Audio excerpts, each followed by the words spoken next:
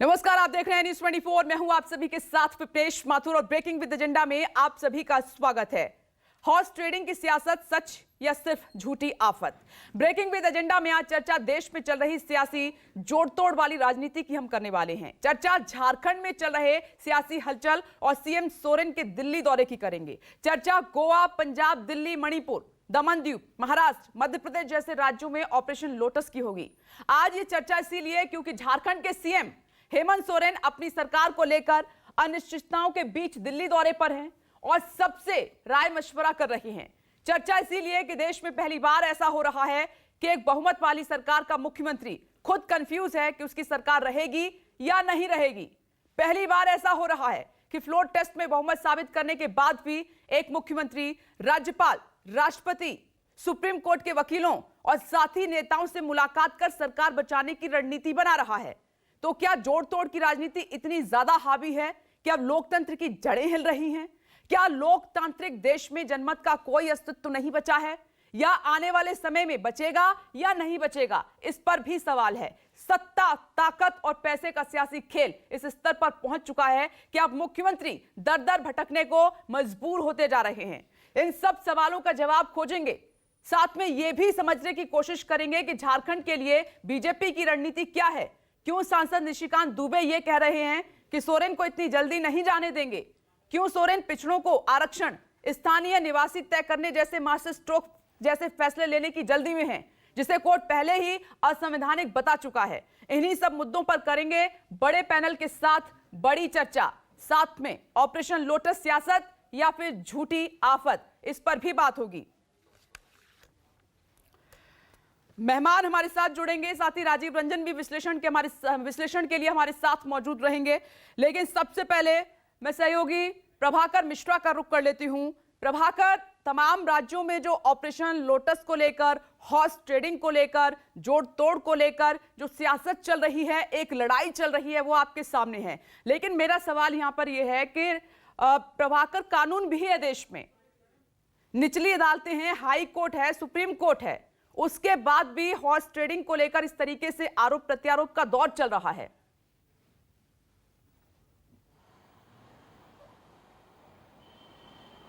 विपनेश, हाल के दिनों में महाराष्ट्र में ने जो हुआ, उसके बाद, उसके पहले, चाहे वो कर्नाटका हो या मध्य प्रदेश हो या गोवा हो, जिस तरह से एक के बाद एक घटनाएं घटी, तो आज की पीढ़ी के लोगों को शायद लगता होगा कि ये नया घटनाक्रम है। लेकिन 1985 में जब दल बदल कानून आया था, उसके पहले की घटनाएं, हम पॉलिटिकल साइंस के विद्यार्थी रहे हैं, जब हम इन मसलों को पढ़ते हैं, सुनते हैं, सुप्रीम कोर्ट में बहस और दलीलों पर जाते हैं, तो बात समझ में आती है कि भारत में लोकतंत्र जितना पुराना है, उससे करीब उतना ही पुराना इस देश में दल बदल के ये कुप्रथा है।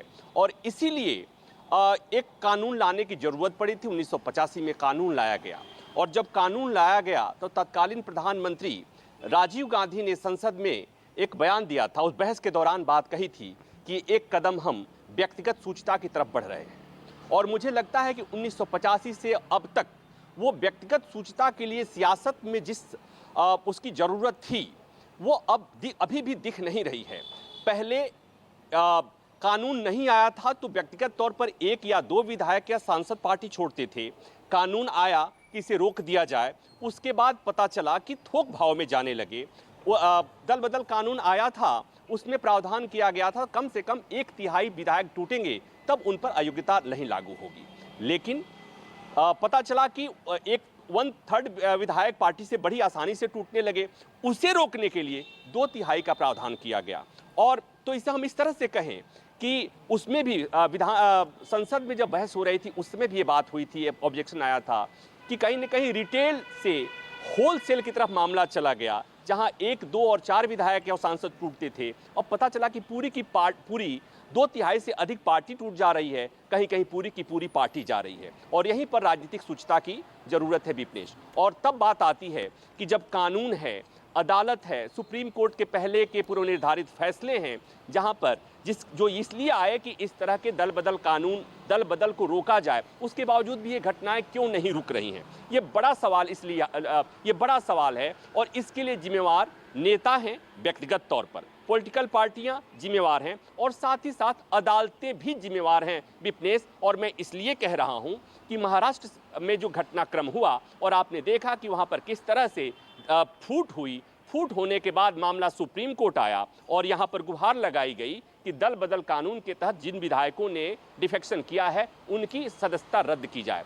सुप्रीम कोर्ट ने कुछ समय के लिए उस दल बदल कानून के मामले में फैसला लेने पर रोक लगा दिया, यानी कि दल बदल कानून पर ही एक तरह से मैं कहूं कि स्टे लगा दिया। और उसके बाद से आपने देखा कि महाराष्ट्र में सत्ता परिवर्तन हो गया, महाराष्ट्र में सरकार ने बहुमत भी साबित कर लिया और अब तक महाराष्ट्र के मामले में सुप्रीम कोर्ट में सुनवाई नहीं हुई। तो ये बात मैं इसलिए कह रहा हूं कि अब तक जितने घटनाक्रम हुए हैं वहां पर कानून को धता बताने की कोशिशें लगातार हुई हैं, चाहे वो सत्ता पक्ष रहा हो, स्पीकर रहा हो, चाहे जैसे भी है या अदालतें रही हो, लगातार धता बताने की कोशिश हुई है। जब भी किसी विधायक की अयोग्यता का मामला आया है अदालत में, तब या तो अदालत के पास समय नहीं रहा या जब स्पीकर के पास मामला गया कि अयोग्यता के मामले में स्पीकर डिसाइड करें तो स्पीकर उस अयोग्यता की अर्जी पर कुंडली मारकर बैठ गए, उन्होंने तय नहीं किया। और मुझे याद आता है मणिपुर के मामले में पिछली बार सरकार सुप्रीम कोर्ट में एक मामला आया था और वहां पर था कि किसी व्यक्ति, एक विधायक की अयोग्यता के मामले में स्पीकर को फैसला करना था। लंबे समय तक वो विधायक ने उस पर फैसला नहीं लिया, वो विधायक मंत्री बन गए थे और सुप्रीम कोर्ट ने आदेश दिया कि उनको मंत्री पद से बर्खास्त कर दिया जाए। तो ये मैं बार बार इस बात को कहता हूं कि एक धोखा है डेमोक्रेसी के प्रति, ये धोखा है आम मतदाताओं के प्रति, ये धोखा है उस राजनीतिक दल के प्रति जिस दल को कोई नेता छोड़कर जाता है। लेकिन बड़ा सवाल यही है विपनेश, इसमें कोई भी पॉलिटिकल पार्टी अछूती नहीं है। अगर दल बदल के इतिहास को देखें तो चाहे वो बड़ी पार्टी हो, क्षेत्रीय पार्टियां हो, छोटी पार्टी हो, सत्तारूढ़ पार्टी हो, ऑपोजिशन की पार्टी हो,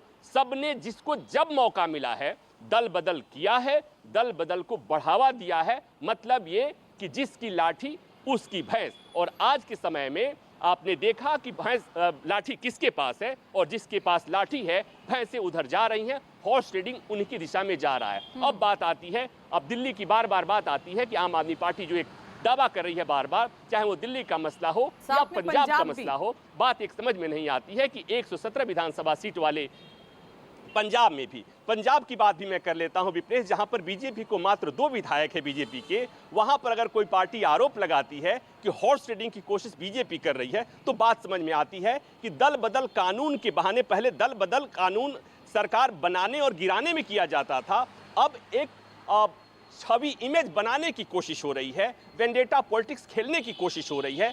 चूंकि पहले से आरोप लगते रहे हैं बीजेपी पर, हाल के दिनों में लगातार आरोप लगते रहे हैं, उस आरोप की नैया पे आम आदमी पार्टी फिलहाल सवारी करती हुई दिख रही है। इसलिए कि मुझे नहीं समझ में आ रहा है, छोटा सा जवाब और चाहूंगी इस बात पर कि ये जो बिना सबूत के आरोप लगाए जाते हैं हॉर्स ट्रेडिंग तो इसको कानून कैसे देखता है, अदालतें कैसे देखती हैं?